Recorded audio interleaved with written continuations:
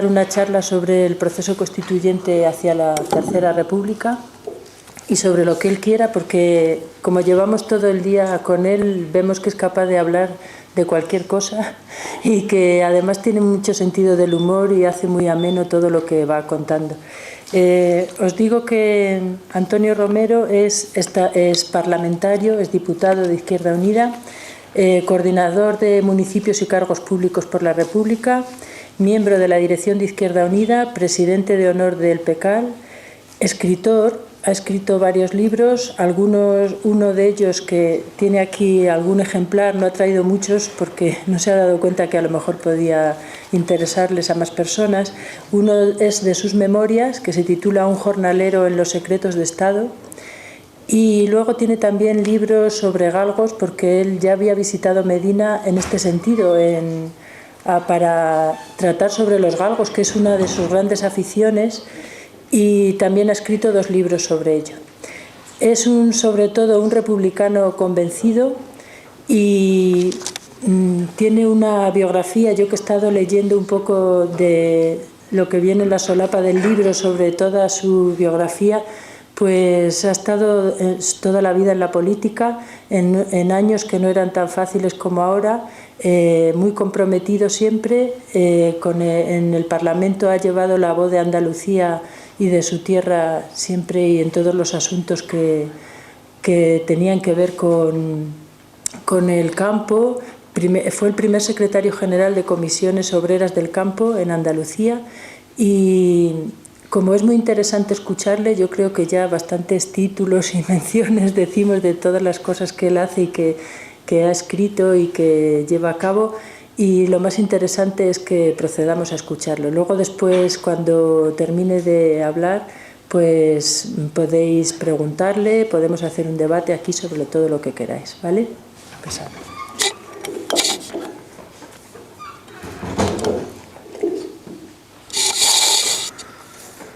Buenas tardes, queridos amigos y amigas, compañeros y compañeras, queridos camaradas. Es para mí un honor y un placer estar aquí en el Salón de Pleno del Ayuntamiento de Medina del Campo, en la provincia de Valladolid, en tierra de Castilla y León, que conozco esta tierra porque he venido como diputado, como sindicalista de comisiones hace muchos años, y también como galguero, porque aquí hay mucha afición a los galgos.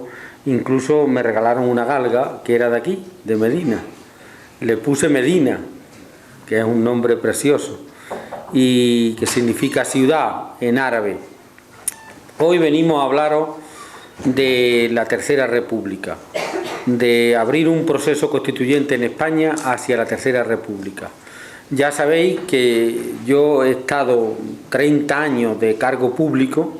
He sido parlamentario andaluz, senador, diputado en las Cortes Generales, en el Ayuntamiento de Málaga, y ahora ya no estoy en ninguna institución. Estoy en el partido, en Izquierda Unida, escribiendo, dando conferencias, maleducando a mi nieta, que es el oficio de todo buen abuelo, que es maleducar a la nieta. Uno no sabe lo tonto que se pone un abuelo hasta que no tiene nietos. Mi nieta se llama Candela. Candela Romero es un nombre para cantadora flamenca. Si tuviera cualidades tendría un nombre artístico. Y yo cuando la llevo a la guardería le digo a las mujeres, yo no creo en la televisión basura, pero yo en este caso coincido con Belén Esteba, por mi nieta mato. Aparte de esta broma, en Izquierda Unida me han sustituido en la provincia de Málaga 2 magníficos diputados. En el Parlamento andaluz, que yo he sido diputado muchos años en este último periodo, y en las Cortes Generales, Alberto Garzón, con 26 años, economista, es un buen diputado, un diputado extraordinario que está deslumbrando a la vida política española con su claridad y su seriedad y su trabajo alternativo a los neoliberales como De Guindo, Carlos Montoro y etcétera. Y luego José Antonio Castro, que es sociólogo, que tiene 34 años, que tiene un pendiente en la oreja, no sé si en alguna otra parte del cuerpo, porque la juventud es muy atrevida en estos temas, pero que indica que se ha producido un cambio generacional muy importante. Yo soy partidario de que los jóvenes asuman responsabilidades, que los que somos veteranos estemos en segunda fila escribiendo, Solemos recibir muchos homenajes, nos entregan placas donde vamos, pero es para asegurar que no vuelvo. Para asegurar que no vuelvo. Los jóvenes están haciendo una labor extraordinaria y sobre todo las mujeres. Yo estoy convencido de que el futuro de las mujeres juegan un papel muy importante en la organización, en la dirección de Izquierda Unida, en los ayuntamientos, en los parlamentos. Los hombres estamos como el lince ibérico, en peligro de extinción. El futuro de la mujer, cuando antes lo asumamos mejor para todos.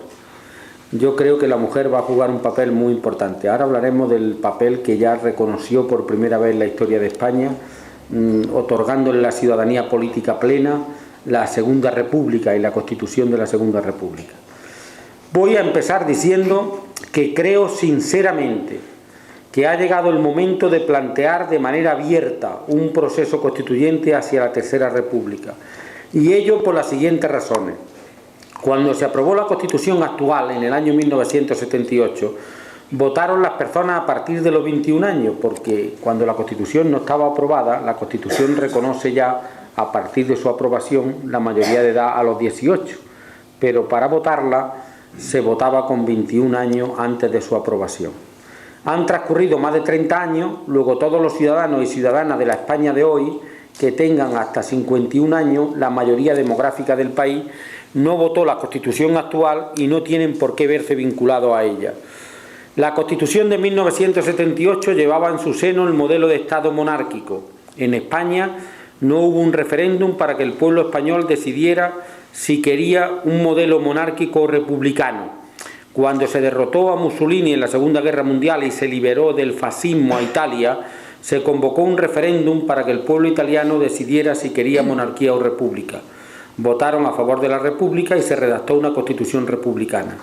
En Grecia, cuando cayó la dictadura de los coroneles, fascista, militar, griega, apoyada por Constantino de Grecia, hermano de la reina Sofía de España, se convocó un referéndum. El pueblo griego apostó por la república en aquel referéndum mayoritariamente y se redactó una constitución republicana. En España, Juan Carlos I fue heredero de Franco y por lo tanto se votó en el seno de una constitución en un mismo paquete con los 240 y tantos artículos de la Constitución del 78. Las nuevas generaciones y el conjunto de la sociedad española tienen todo el derecho a opinar, a ser consultadas, porque la Constitución no son las tablas de la ley. Hay que hacer un gran trabajo para que las ideas y los valores republicanos sean hegemónicos en la sociedad, con 4 bloques básicos que continuaré ahora en la exposición y en la conferencia desarrollando. El primero, el rey fue nombrado sucesor por Franco y carece de legitimidad democrática e histórica. Segundo, la monarquía es opaca en los gastos económicos, en los patrimonios, en las donaciones, etc. Tercero, la monarquía será constitucional, pero no es democrática. El Estado no puede heredarse como se hereda un cortijo. Y cuarto, la República Federal y Solidaria es la forma más democrática, más social, la que mejor se adecua a la España plural del siglo XXI.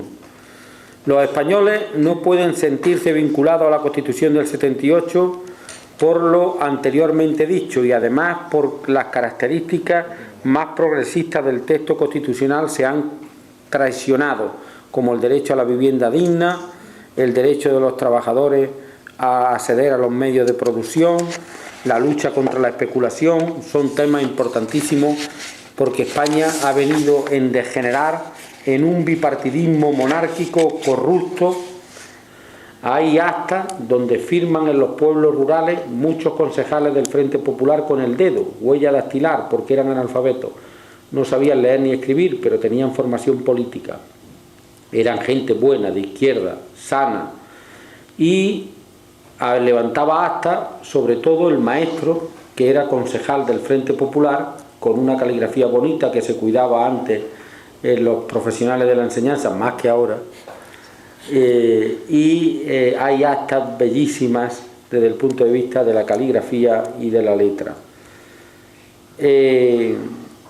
Se concedió la autonomía a las comunidades autónomas Cataluña se dio la autonomía, la Generalitat Catalana, el País Vasco, se aprobó el Estatuto Gallego y el Estatuto Andaluz, promovido por Blas Infante, estuvo a punto de entrar en el Parlamento de la República. Tenía previsto un calendario pactado con las fuerzas republicanas de un borrador de estatuto aprobado por las diputaciones andaluzas y por algunos ayuntamientos en noviembre del 36. La sublevación fascista impidió que llegara el estatuto al Parlamento andaluz. Luego, esa era la esperanza, la república de los sueños. En mi pueblo cuentan, y lo reflejo en el libro de memoria, una anécdota de que la gente en el campo venía cuando se proclamó la república a dar la bienvenida a la república, que tantas esperanzas despertó entre los jornaleros andaluces. Y venían del campo los campesinos pobres, los jornaleros, llenando caminos, realengas, vías pecuarias al pueblo para hacer una manifestación de júbilo, de cante, de fiesta por la proclamación de la Segunda República el 14 de abril de 1931.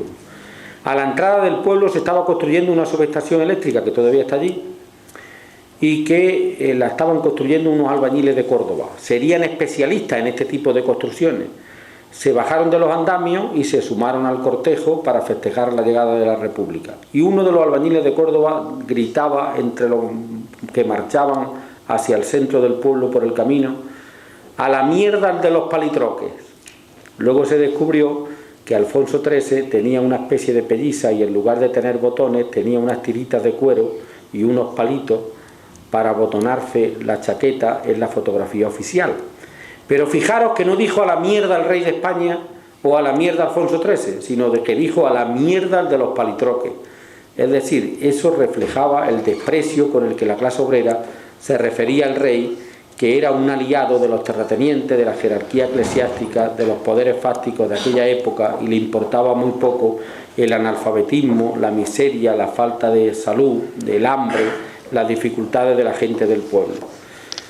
La República fue ahogada en sangre por el general más mediocre y sanguinario de la historia de Europa, el general Franco, que junto con Mola, con Yagüe, con Queipo de Llano, hizo, y hay una circular que lo demuestra, que actuaran fusilando a todo el que no pensara como ellos y causando un mar de sangre en el país.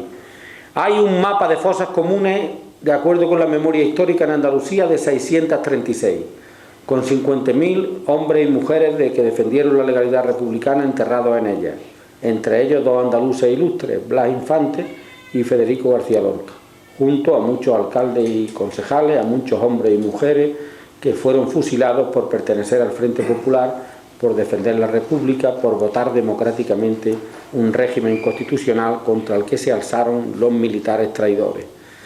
Apoyados por el fascismo internacional, por Hitler y por Mussolini, para derrotar una república sin medios, sin recursos, que asombró al mundo, aguantando durante 3 años a una potencia militar extraordinaria que se concentró al lado de los sublevados, cuando la República carecía de todo tipo de ayuda.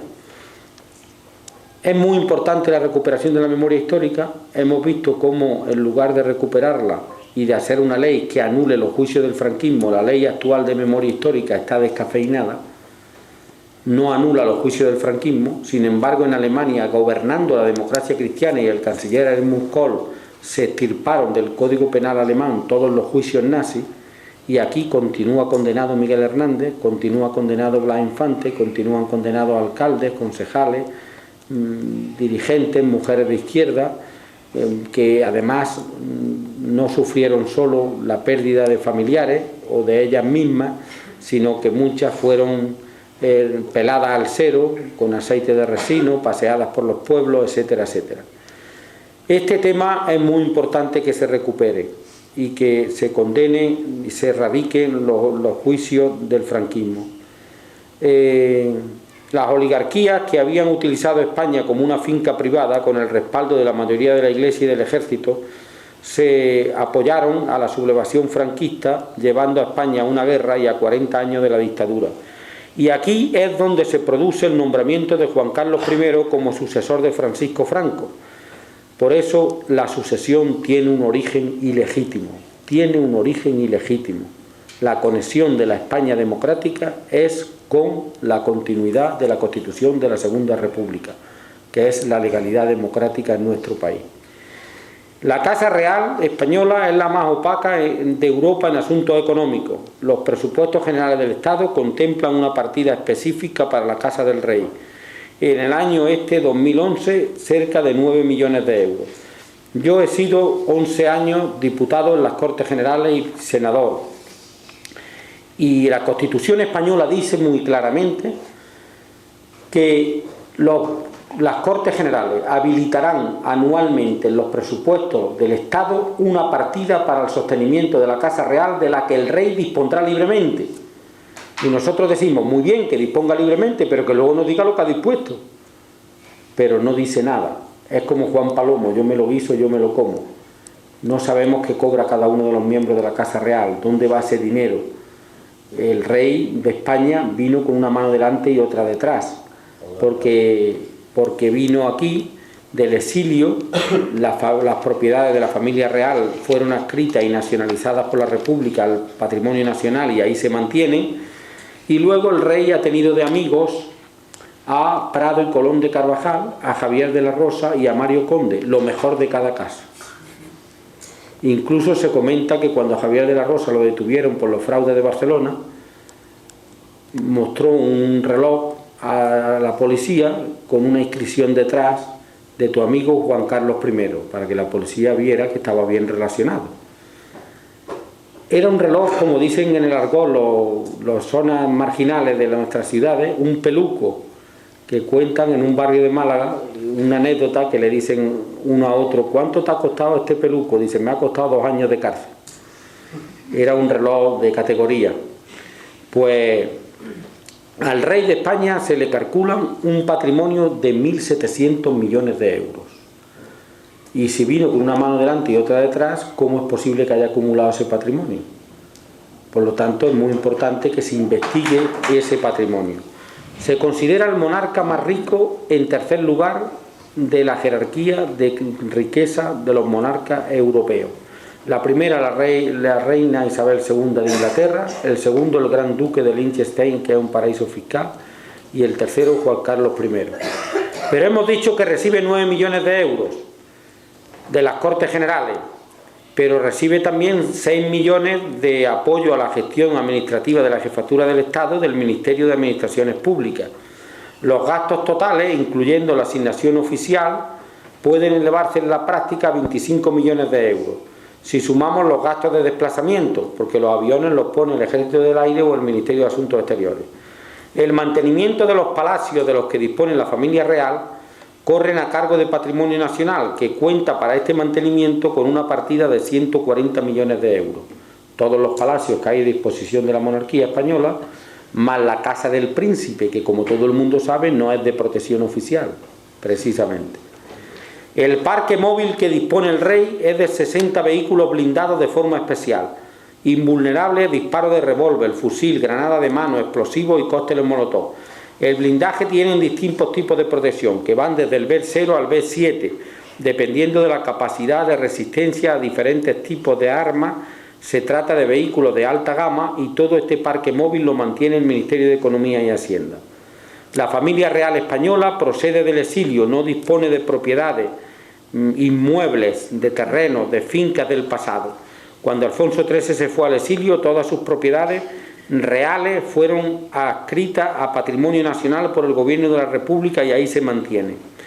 Que la Constitución diga que el rey dispone libremente de los recursos no impide que dé cuenta de sus gastos. Yo he sido miembro de la Comisión de Secretos Oficiales. En mi época se pagó hasta 20 millones con el dinero de los fondos reservados por una pista fiable que condujo a la Guardia Civil a la detención de un comando de ETA. También se utilizaba dinero para el narcotráfico con personas infiltradas para el hijo de las bandas de narcotráfico y de delitos de terrorismo.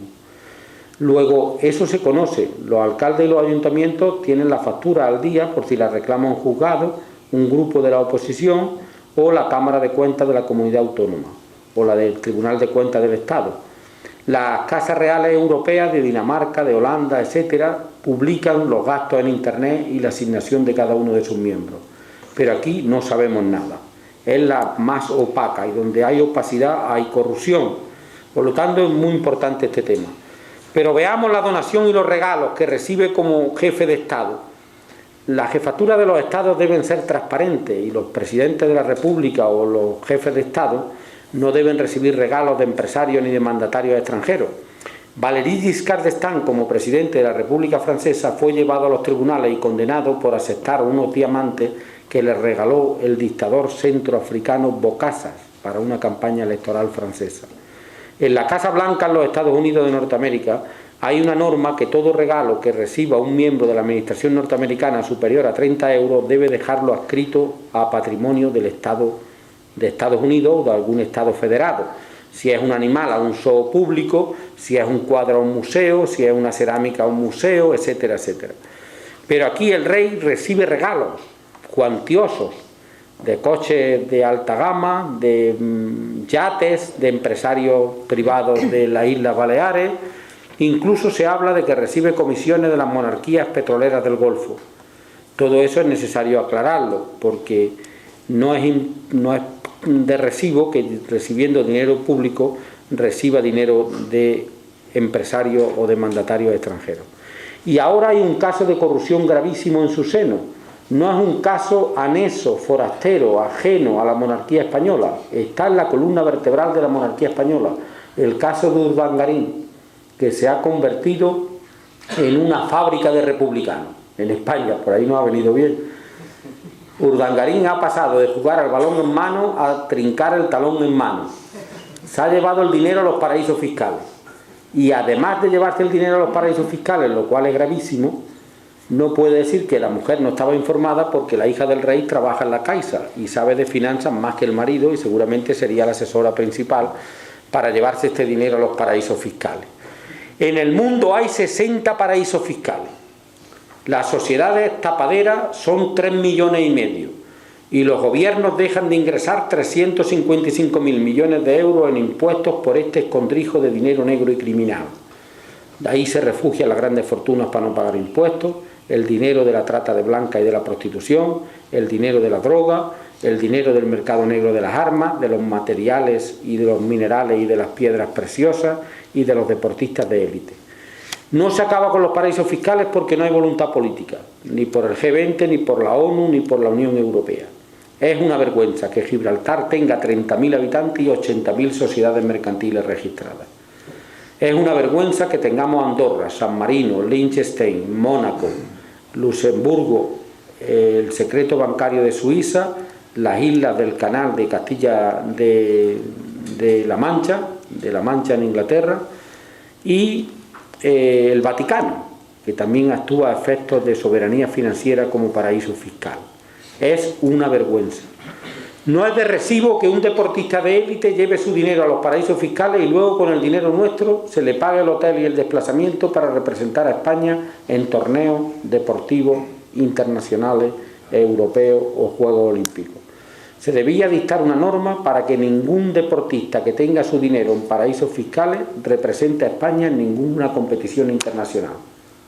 Porque mientras que él lo lleva para no pagar ningún impuesto en su país y no financiar ningún gasto público, de nuestras nóminas se llevan los impuestos, que por cierto, de las nóminas se retiene el 24% y ahora han blanqueado capitales cobrándole el 10%. Algunos que estaban en esos paraísos fiscales que Montoro le ha ofrecido que vuelvan y de guindo para blanquearlos. Yo he escrito un artículo que voy a publicar en breve que titulo Rajoy blanquea más blanco, como el antiguo detergente. Rajoy, hay otro título que es Rajoy es la X del blanqueo de dinero procedente de los paraísos fiscales. Es muy grave este tema. En las Islas Caimán hay una casa de 2 plantas con balcones coloniales, según el relator de la ONU, del blanqueo de dinero en el mundo, muy bonita, donde hay domiciliadas 14.420 sociedades mercantiles. Es muy grave este tema. Y ahí hay dinero de la Casa Real, y es muy importante que se aclare.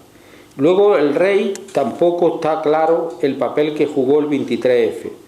¿Por qué no se investiga? ¿Por qué tardó tanto en aparecer públicamente? ¿Porque la televisión estaba ocupada? No, pues la cadena SER le ofreció su antena y podía haberse adelantado por la radio. ¿Por qué pasaron tantas horas desde que salió públicamente a desautorizar el golpe? ¿Por qué los golpistas no fueron al Palacio de la Zarzuela y sí fueron al Congreso de los Diputados y a televisión? ¿Lo consideraban uno de los suyos? ¿Por qué fue Armada a que fuera mandatado por el rey para hablar con Tejero y dirigirse a los diputados y al gobierno secuestrados en la carrera de San Jerónimo para proponerle un gobierno de gestión que suspendiera las garantías constitucionales? En aquellos años ETA asesinaba a 700 personas al año. El movimiento obrero con Nicolás Redondo y Marcelino Camacho estaba muy fuerte con la reconversión industrial de Sagunto, de la siderurgia, y estaban acorralados Carlos Solchaga y Felipe González. Y se le escapaba de las manos la hegemonía a las fuerzas franquistas procedentes del franquismo que habían dirigido la transición. El golpe de Estado fracasó militarmente, pero triunfó políticamente. Volvió de nuevo todo al redil y al control de los poderes fácticos de este país. Y es muy grave lo que sucedió. Hay 35 cintas grabadas de conversaciones de la embajada americana con el rey que todavía a la altura de hoy están declaradas secretas. Y luego ha habido un embajador alemán que estuvo aquí en esa época, que habló con el rey, que pidió suavidad y blandura con los golpistas del 23 de febrero. Por lo tanto, mucha gente que se declara juancarlista y que no se declara monárquica en España, se declara juancarlista por la defensa de la libertad y de la Constitución en el golpe de Estado, y no está claro si no participó en el golpe durante varias horas y luego lo desautorizó viendo la reacción de la comunidad internacional y de la opinión pública española. Porque los norteamericanos, el general Hayes, dijo públicamente: es un asunto interno de los españoles, cuando se estaba produciendo el secuestro por Tejero. Este tema hay que aclararlo, pero hay otro tema importantísimo. La monarquía será constitucional, pero el Estado no puede heredarse como se hereda un cortijo. Se elige por los trabajadores a los representantes de su comité de empresa, por los estudiantes a sus delegados, por los vecinos a los presidentes de su escalera, por los ciudadanos a los alcaldes y alcaldesas, a los presidentes de comunidad autónoma. En el mundo hay 200 estados con asiento propio en la ONU, 198, y algunos que todavía no están reconocidos internacionalmente por la comunidad internacional. Solo hay 18 o 20 monarquías. Hay un amigo mío en Málaga que dice que muy pronto solo quedarán los reyes de la baraja, los de la baraja de cartas. Ha caído la monarquía de Nepal y se ha proclamado pacíficamente la república en aquel país. Aquí en España hay un suspenso en las últimas encuestas de la monarquía y hay una mayoría de ciudadanos y ciudadanas que no quieren ser súbditos sino ciudadanos en el siglo XXI y que apoyan la república. No hay que ser de izquierdas para ser republicano o republicana, simplemente demócrata. Un demócrata no puede tolerar que el Estado se herede como se hereda un cortijo, que nazca un niño con los papeles de la jefatura del Estado bajo el brazo. Tienen preparada una reforma en la Constitución española para que no prime en la sucesión el varón sobre la mujer, porque es contradictorio con el artículo 14 de la Constitución, de la igualdad de todos los españoles ante la ley. Lo ha redactado Peces Barba y están a la espera de presentar la modificación, pero amigo, esa modificación afecta al título primero y conlleva obligatoriamente la convocatoria de referéndum. Y ahí es donde le tiemblan las piernas, porque el día que convoquen un referéndum, los referéndums sobre la monarquía los carga el diablo republicano. Y entonces no tenían tanta arrogancia de que si hubiera reelecciones la monarquía la ganaba en España. No las gana, por eso no lo convocan, por eso no convocan un referéndum. Por eso es tan importante que se utilice incluso un análisis sobre los medios de comunicación. Fijaros, Hugo Chávez se presenta en las elecciones cada 5 años a presidente de la República de Venezuela y tiene que vencer a su contrincante, y Chávez es un dictador y España es una monarquía donde el rey es el jefe de Estado toda la vida y luego deja a su hijo de herencia. Es para morirse, ¿no? Pero claro, si observáis que en España se han analizado en un estudio 75 medios de comunicación por la Universidad de Navarra, escritos, orales y audiovisuales, prensa, radio y televisión, origen de los impactos informativos durante un año y contenido de los mismos, y 4.500 impactos informativos procedían del País Vasco. contenido de Juana Chao, Otegi, HB, la ETA, etc. Y el País Vasco tiene 3 millones de habitantes, 3 millones y medio. Navarra, con 800.000 habitantes, 900 impactos informativos. Se anexiona al País Vasco, no se anexiona, la zona de Escaldún, tal. Andalucía, 500 impactos informativos, con 9 millones de habitantes. Contenido, Julián Muñoz y Isabel Pantoja. Almería ni digamos. Almería es Puerto Urraco y la página de sucesos. Castilla y León no existe mediáticamente. Y Madrid tiene la capital de España, la cabecera de los periódicos y la política nacional. Y Cataluña es una isla con prensa propia de carácter catalán para la vida catalana, económica, política y cultural. Por eso es tan grave este tema. Y luego es muy grave también la ley electoral. En España hay una ley electoral fraudulenta y canalla que establece un sistema donde todos los votos no valen iguales. El ADN de la democracia es que el voto valga igual, todo el voto valga igual. Se habla de la democracia y del voto sobre los feudales y los nobles y los grandes propietarios, en que antes votaban los que tenían grandes tierras y ahora vale lo mismo el voto de un arquitecto que de un albañil, de un jornalero del campo que de un propietario de una finca de 500 hectáreas. Bueno, pues no valen igual los votos de unos ciudadanos que viven en unos lugares y en otros. Se han asignado 2 diputados por provincia, tengan la población que tengan. 2 tiene Soria y 2 tiene Huelva, provincias poco pobladas, o Jaén, o Salamanca. Y 2 tiene Madrid, 2 tiene Barcelona y 2 tiene Sevilla. Cuando la pactó Miguel Herrero de Miñón, Landelino Lavilla y Óscar Alsaga con Alfonso Guerra, inteligente e irónico, como indica su biografía, una vez me preguntó un periodista, ¿la mujer de Felipe González será la Eva Perón de España cuando se presentó por diputada en la provincia de Cádiz la primera vez? Y yo le contesté, digo, no, si ya tenemos a Eva Perón. Dice, ¿quién es? Digo, Alfonso Guerra. Pues Alfonso Guerra dijo cuando salió de la reunión, hemos pactado una ley electoral con la UCD donde van a votar en España las hectáreas y las vacas más que las personas. Y eso es lo que ha sucedido. Yo salía de diputado por Málaga con 93.000 votos y llegaba un diputado de Soria, de Huelva o de Salamanca o de Teruel con 15.000 votos. Luego el diputado del PSOE y del PP costaban 50 o 60.000 votos, los nuestros 300.000, en esta última legislatura casi 500.000 por diputado. Cuando el PS tenía 20 diputados con Carrillo tenía que haber tenido 47, y cuando estábamos Julio Anguita y yo en el Parlamento, entre otros, teníamos que haber tenido 48 diputados. Nunca España habría estado en manos de Convergencia y Unión y del PNV. El PS e Izquierda Unida habrían sido la gran tercera fuerza política del país. Y no habría habido mayoría absoluta de PSOE ni del PP. Ahora no la tendría Mariano Rajoy si todos los votos valieran igual. Tendría 148 escaños y no 178. No puedes que sacar en las elecciones el 45,5% de los votos y tener el 62% del Parlamento. Ahí ha pasado algo. Es como lo de Juan Tamarín. Tachan, tachan, sale la carta por el otro lado. Ahí hay truco. Todos los votos no son iguales. Imaginaros que viene un árbitro a Medina del Campo y baja al vestuario y le dice al equipo, ustedes van a subir arriba con 4 jugadores nada más y ustedes con 11 al equipo visitante. Ustedes cada gol que marquen se lo daré yo por válido y ustedes de cada 4 goles que marquen le doy por válido 1. ¿Quién jugaría un encuentro de fútbol con esas reglas de juego? Nosotros nos equivocamos. Carrillo se equivocó, porque Carrillo creía que el PSOE no había luchado contra la dictadura de Franco, el Partido Comunista había tenido muchas víctimas y había luchado mucho contra la dictadura en solitario durante muchos años, y íbamos a tener un bipartidismo en España representado por el Partido Comunista y por la UCD, lo mismo que en Italia era la Democracia Cristiana y el Partido Comunista Italiano, y no luchó contra aquella ley electoral en nombre del PS.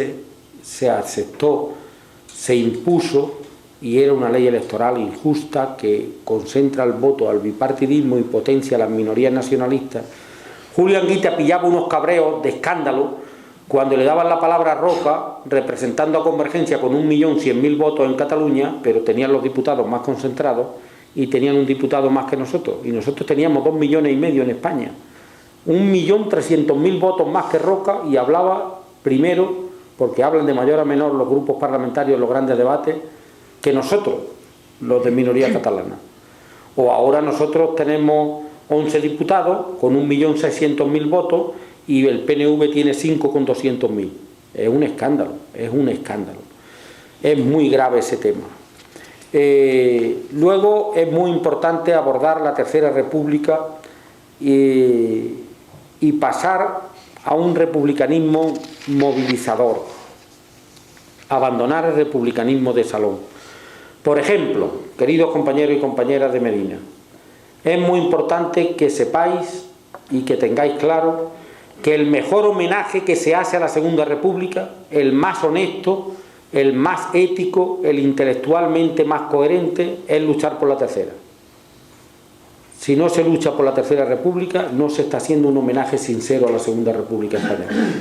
¿Qué es eso de que yo soy republicano, pero intelectualmente y coyunturalmente soy juancarlista? ¿Eso qué es? ¿O cómo se puede ser un republicano dominguero? ¿O cómo se puede ser republicano para llevar al cementerio unas flores y al día siguiente defender a Juan Carlos como rey de España? Eso es grave. Por lo tanto, hay un blindaje de la Casa Real y hay que meter en la agenda política la lucha por la Tercera República. Yo tengo el honor de dirigir y de encabezar la red de municipios por la Tercera República en España y de cargos públicos que se declaran partidarios del proceso constituyente. Los ayuntamientos aprueban una moción que declara agotado el modelo constitucional del 78 y piden en un acta plenaria votada por mayoría absoluta y remitida por la secretaria o el secretario a las Cortes Generales que se abra un proceso constituyente hacia la Tercera República en España y se convoca un referéndum para que el pueblo decida si quiere monarquía o república. En mi pueblo votaron la gente nuestra, que son mayoría absoluta, y votaron los concejales del PSOE. Entonces eran los primeros ayuntamientos que se pronunciaban y no tenían directrices. Pero Manuel Chávez, presidente de la Junta en aquella época y presidente del PSOE como partido político en España, le dio 24 horas para retirar el voto. Fueron 24 horas republicanos. Yo le mandé una carta a Manuel Chávez y le dije: qué vergüenza con la historia del PSOE que usted haya desautorizado el voto de los concejales. Han cambiado ustedes de ideólogo de cabecera. Han sustituido a Pablo Iglesias por Jaime Peñafiel.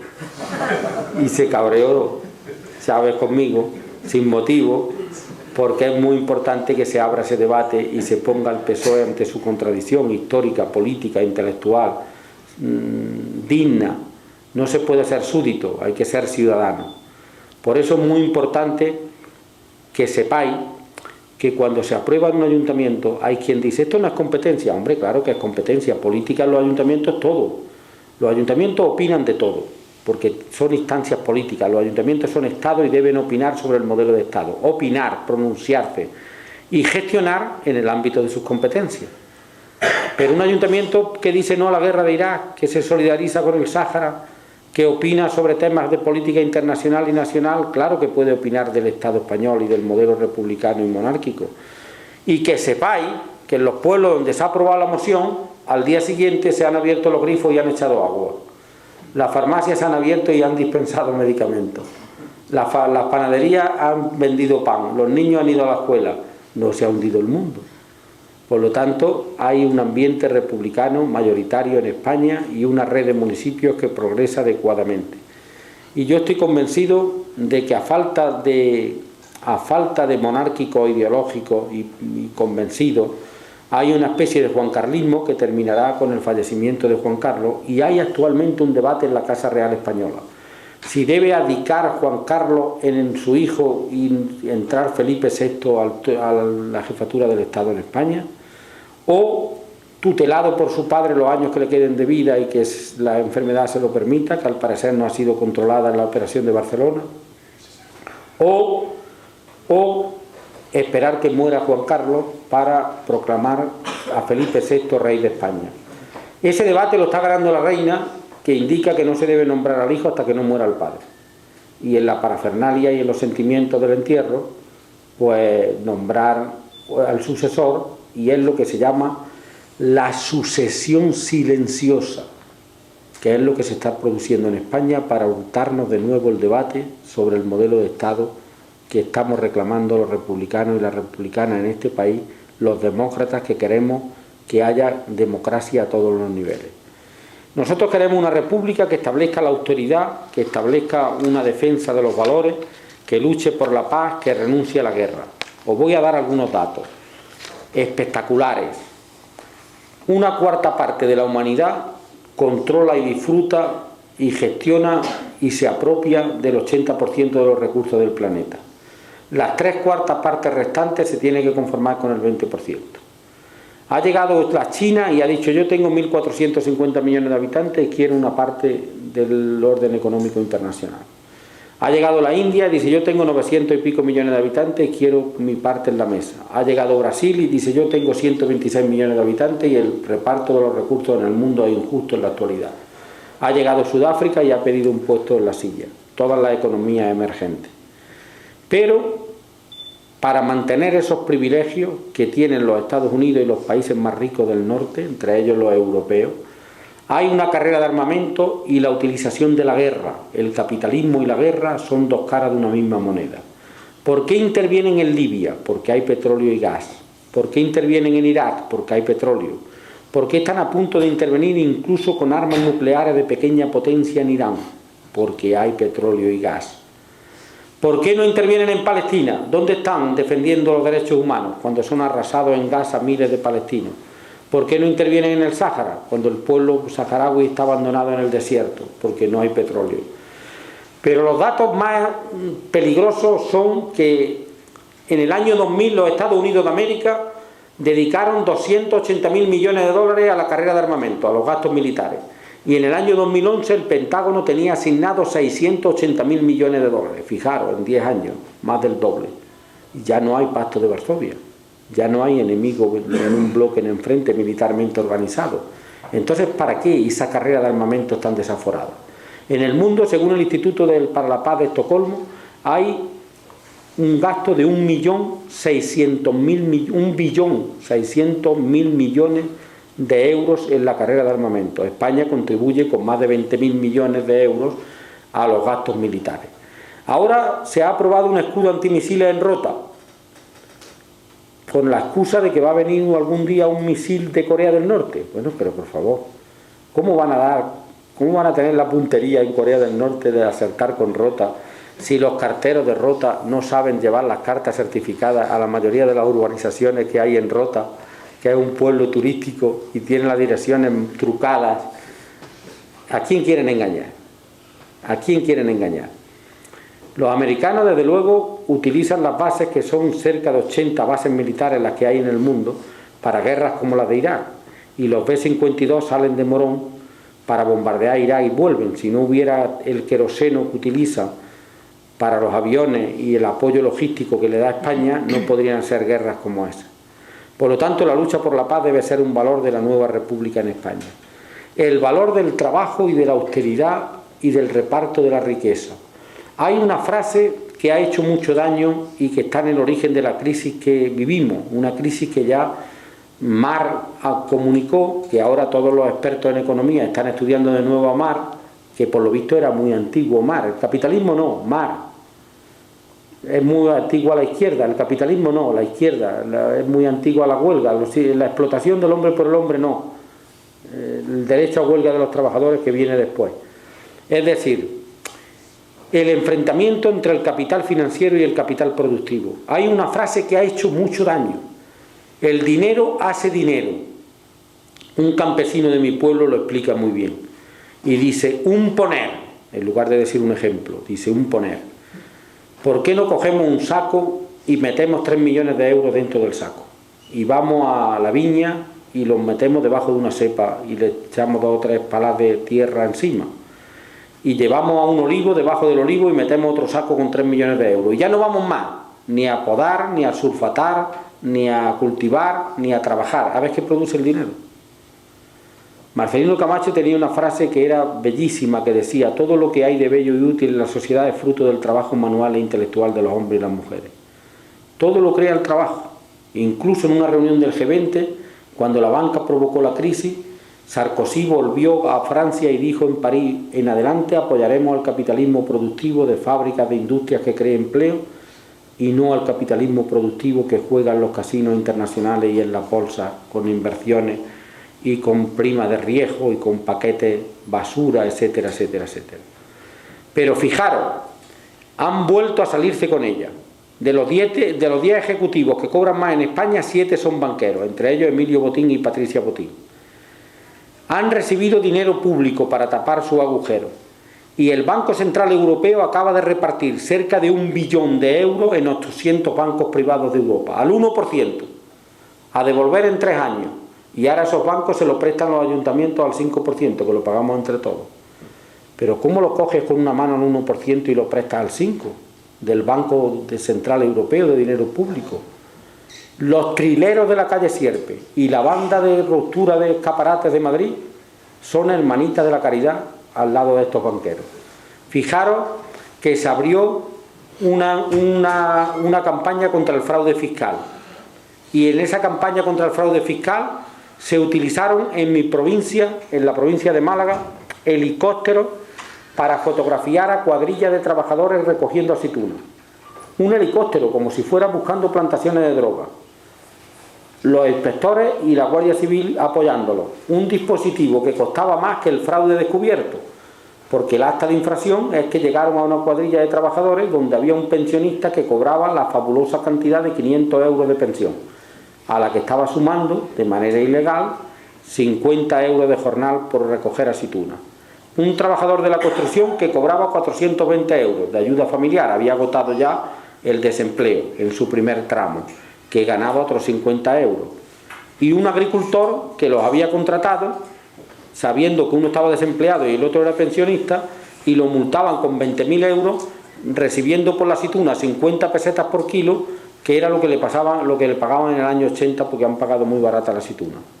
Esa era el acta de infracción. Y yo me dirigí una carta a Zapatero y le decía: señor presidente, peligrosísima banda de aceituneros desarticulada en la provincia de Málaga. Ponía en peligro el equilibrio fiscal del Estado. Pero hombre, por favor, ¿por qué no manda usted los helicópteros a sobrevolar las castellanas, a aterrizar en la azotea de los grandes bancos y de los consejos de administración de las multinacionales, a pedirle a Botín, que tiene 11 filiales en paraísos fiscales, que tiene una pensión no de 500 euros como ese obrero del campo que usted ha denunciado, sino de 18 millones de euros blindados, que no defraude, que se acabe con los paraísos fiscales? Digo, porque el día que la gente coja botellas de gasolina y vaya a quemar a esos despachos de muebles de caoba donde se refugian los altos ejecutivos y los grandes banqueros de este país, tendrá una reacción moderada el día que lo haga, muy moderada, para la provocación que estamos sufriendo con estos hechos. Con estos hechos. ¿No creen en la libertad de mercado? Pues si fracasa su negocio, se arruina y hacia adelante. O lo tenemos que pagar con dinero público cuando no ganan para tapar su agujero. O a un trabajador se le expulsa de una vivienda que hay 200.000 familias pendientes de desahucio. Con una crisis económica que en Andalucía, que hay mucha gracia para hablar de los temas políticos y sociales, hay un compañero en Málaga que me dice el otro día: Antonio, ya no tiene que venir ningún experto del Banco Mundial para hablarme de la gravedad de la crisis que vivimos. Ningún experto del Fondo Monetario Internacional me la tiene que explicar a partir de hoy. Ningún funcionario del gobierno. El chino de mi barrio ha cerrado. Ese es un argumento científico, donde los haya, porque no hay nada más competitivo que un chino. Por lo tanto, han cerrado 200.000 autónomos sus persianas con la crisis económica, 5 millones de parados. Y ahora recortes en la sanidad y en la enseñanza, blanqueo y amnistía fiscal en esta era mariana. Yo en los artículos que escribo ahora pongo calendario mariano, porque he consultado con los historiadores de Izquierda Unida y dicen: hombre, Antonio, no ponga era, que es una época dilatada en la historia, y no esperemos que Rajoy dure tanto en el poder. No ponga época, que es una definición de una época dilatada. Pon calendario y es como si dijeras que tiene los días contados. Y entonces pongo calendario mariano, a 146 días del calendario mariano. Pero está clarísimo que el PSOE hizo una reforma laboral donde los trabajadores en España tenían conquistado unos derechos de 45 días de indemnización por despido, por año trabajado, si eran despedidos, 45 días de indemnización. Zapatero y el PSOE lo rebajan a 33, y Mariano Rajoy a 20. Luego el PSOE es 12 días más de izquierda que el PP. 12 días solo, ¿eh? Pero van en la misma línea. Por lo tanto, desmantelar los derechos de los trabajadores. ¿Cómo es posible que a ese pensionista le pongan una sanción fuerte y a ese trabajador de la construcción, víctima de la burbuja inmobiliaria, le quiten el desempleo para 3 o 4 años y tenga que devolver la cantidad percibida? Y a Felipe González y a Aznar no le digan nada, que cobran como expresidente 82.000 euros de pensión vitalicia y al mismo tiempo trabajan y es compatible para ellos y para la gente no. Con el Consejo de Administración de Gas Natural Fenosa, Felipe González, que cobra 126.000 euros, y a Aznar, que nos sube la luz, con el Consejo de Administración de Endesa, que cobra 140.000 euros, que asesora a Felipe González a Carlos Slim, que es empresario rico de México de los teléfonos, para que se haga con la telefonía marroquí y cobra comisión por ello, y Aznar asesore a Rupert Murdoch, mágnate de los grupos mediáticos y multimedia internacional. Es una vergüenza. Es un escándalo que cobren 82.000 euros y pidan sacrificio al país Felipe González y José María Aznar y cobren también de los consejos de administración. Es una vergüenza, una provocación, un escándalo. Porque la pensión máxima de la Seguridad Social son 2.500 euros y la pensión mínima 420. Y 82.000 euros es 3 veces la pensión pública máxima del país, como expresidente. Además coche oficial, además chofe, además escolta, además secretaria, además un juego de información privilegiada todas las mañanas desde la Moncloa en motorista como Franco al despacho de Felipe González y de José María Aznar como expresidente del gobierno, porque tienen ese derecho una vez que dejan la presidencia del gobierno. Luego aquí tengo los datos de los salarios. 142.000 euros la presidenta del Tribunal Constitucional y del presidente del Tribunal Constitucional del Consejo General del Poder Judicial. 140.000 euros. El fiscal general del Estado, el defensor del pueblo, los alcaldes de las grandes ciudades. No se puede pedir austeridad al país con esos sueldos, no se puede meter la mano porque es un gobierno carterista el que le mete la mano a los maestros de escuela, a los médicos, a los funcionarios y le quita 300 euros. Es un atraco. Es un atraco. Ahora quieren penalizar y considerar terrorista a aquel que quema un contenedor. Es muy grave ese hecho. El otro día leí en internet, la gente tiene mucha gracia cuando escribe, leí en internet una afirmación que debemos retener. Decía, bueno, las cosas deben ser proporcionales al daño causado. Si quemar un contenedor en el centro de Barcelona va a ser a partir de ahora, cuando cambie la ley que anuncia 2 años de cárcel, a Jaume Matas le tenían que poner 7 penas de muerte. Si las cosas fuesen proporcionales. Yo le he pedido al Grupo de Izquierda Unida no que lo haga de cara a la galería, sino que registre un artículo nuevo en el Código Penal si se penaliza la resistencia pacífica y la violencia callejera como terrorismo, incluyendo a los consejos de administración de los bancos en un nuevo artículo como terrorismo y estrago financiero contra la seguridad de la población. Pero que es en serio, ¿eh? Porque eso sí es terrorismo. Es más, el lenguaje fundamental en la política. La ETA ha dejado de matar, aunque no se ha disuelto, y ha dejado su actividad terrorista. Solo queda una organización terrorista en Europa que tiene que dejar su actividad terrorista. ¿Sabéis cuál es? La OTAN. La OTAN. No se puede matar a 10.000 afganos, mujeres, niños que celebran bodas y que los confunden, que son gastos, daños colaterales, que te escondían a talibanes, que era una aldea, que es un error, que se piden disculpas, que son soldados alemanes de la OTAN, que son soldados españoles de la OTAN, que son soldados ingleses de la OTAN, que son americanos de la OTAN. Eso no se puede, porque eso es crímenes de guerra. Esos tenían que terminar todos en el Tribunal Penal Internacional. Fijaros, en Yugoslavia se llevó a Milosevic al Tribunal Penal Internacional con 7.000 enterrados en fosas comunes en Yugoslavia. En España hay 110.000 enterrados en fosas comunes.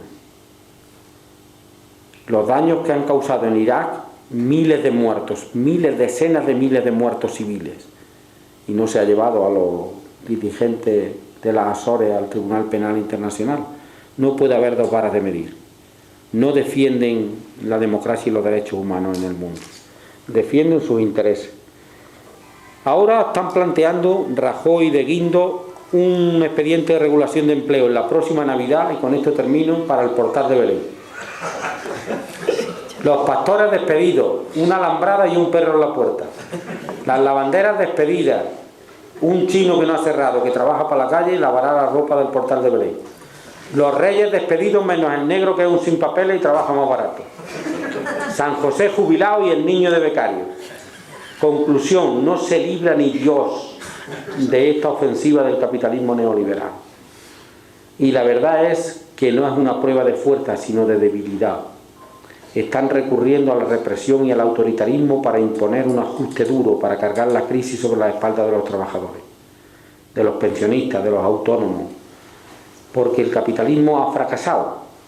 Hay un compañero en mi pueblo que lo explica muy bien y dice: el capitalismo tiene los días contados, no sabemos cuántos, pero cada día uno menos.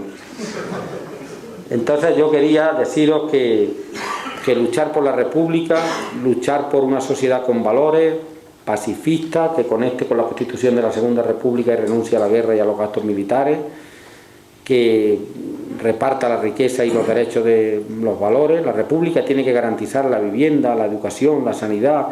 La República tiene que garantizar a la gente una ley electoral igualitaria, donde todos los votos valgan igual, sean del territorio que sean, de la ciudad que sean, de la provincia que sean, de la condición social que sean.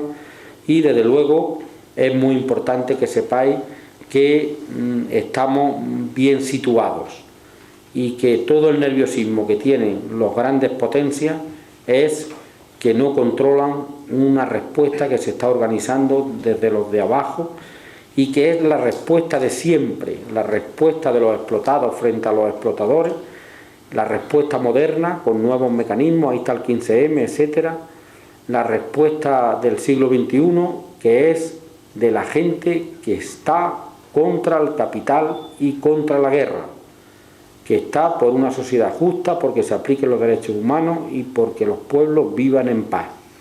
Ese es nuestro mensaje, que es un mensaje frente a los terroristas financieros, a los banqueros, a los ministros de Interior, que quieren como Fraga que la calle sea suya, los contenedores sean suyos y todo sea suyo, y aplican, como en Valencia, una represión a los estudiantes diciendo que había sido proporcional.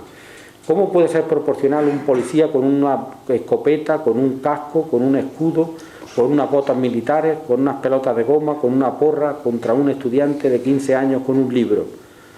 Había una viñeta de un policía hablando con otro y decía el policía: qué manifestación más peligrosa, traen libros.